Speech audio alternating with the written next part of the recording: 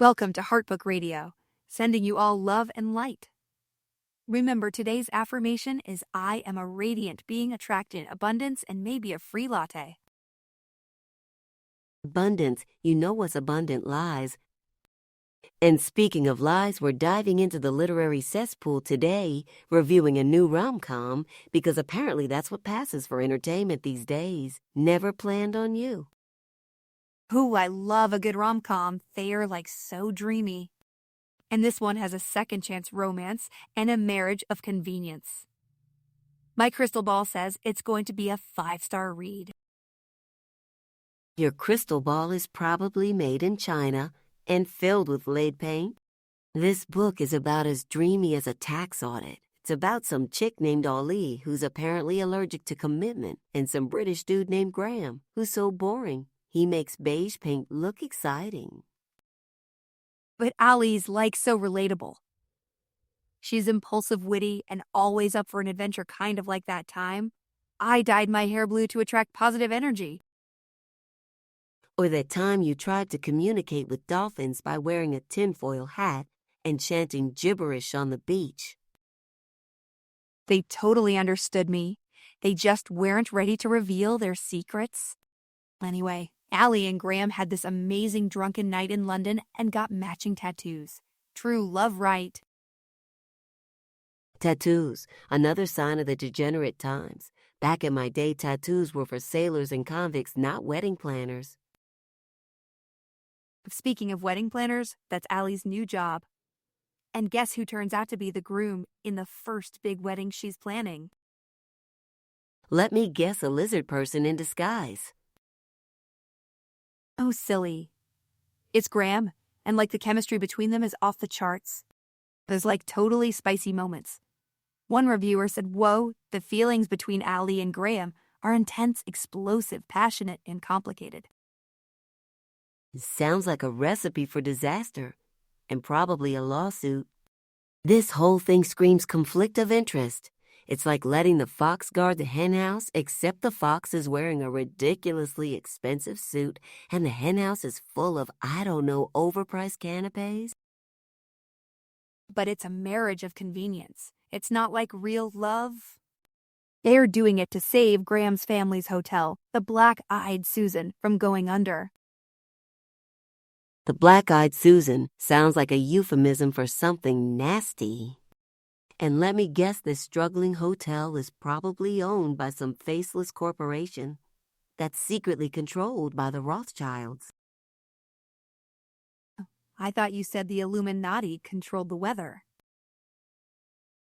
They do, but the Rothschilds control the banks that fund the Illuminati's weather-controlling satellites. It's all connected. Wake up. Okay, but back to the book.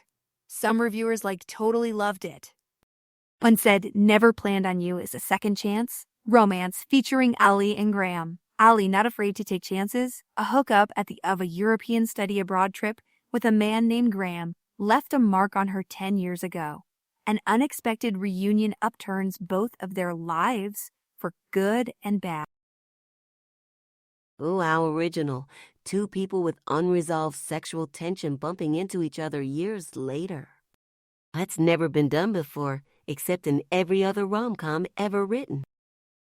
But other reviewers weren't so sure. One said, and I quote the bad news, this entire book was a dumpster fire. Ouch.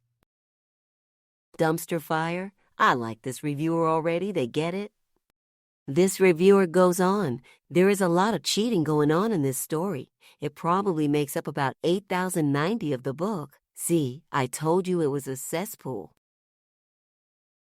But it's a marriage of convenience. It's not real cheating. It's the principle of the thing. You can't just go around making vows and then breaking them because you've got a spark with some tattoo-covered wedding planner. What about honor? What about integrity? What about the sanctity of?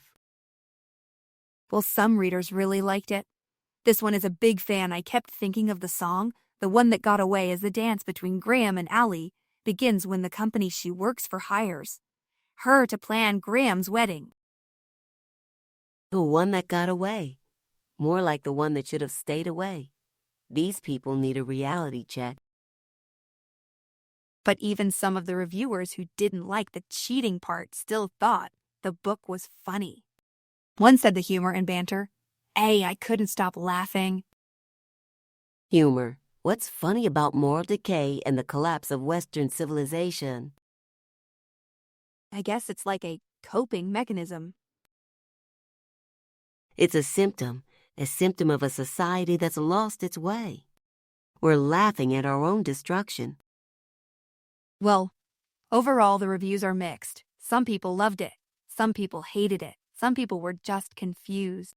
But isn't that like the beauty of art? It's subjective. Subjective. There's nothing subjective about the fact that this book is a symptom of the decline of everything.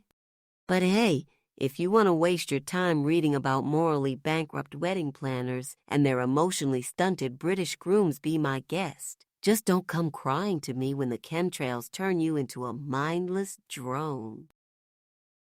Okay. Thanks for the review.